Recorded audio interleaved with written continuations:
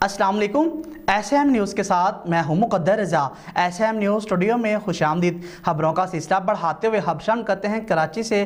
कराची के इलाके मलीर में अनवर बलोच होटल के करीब मुबैना पुलिस मुकाबले में 2 डाकू हलाक हो गए, जबकि एक को जख्मी हाथ में गिरफ्तार कर लिया गया। इसी हवाले से मज़ीद तफसीलात बता रहे हैं एसएम न्यूज़ के ब्यूरो चीफ जुल्फ़कार अली। जी जुल्फ़कार, आगाह कीजिएगा इस हवाले से।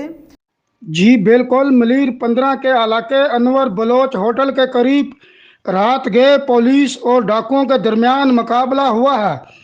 इस हवाले से पुलिस हकाम का कहना है कि नर्सरी के करीब फिरोजाबाद पुलिस की मोबाइल ने कार को तलाशी के लिए रुकने का इशारा किया तो कार में सवार डाकुओं ने रुकने की बजाय पुलिस पर फायरिंग की और फरार हो गए।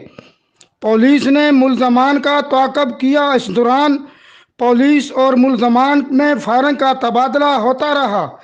मलीर 15 के इलाके अनवर बलोच होटल के करीब पुलिस ने डाकुओं को घेरा तो फायरिंग का तबादला हुआ, जिसके नतीजे में 2 डाकू हलाक हो गए, जबकि एक को जख्मी हालत में गिरफ्तार कर लिया गया।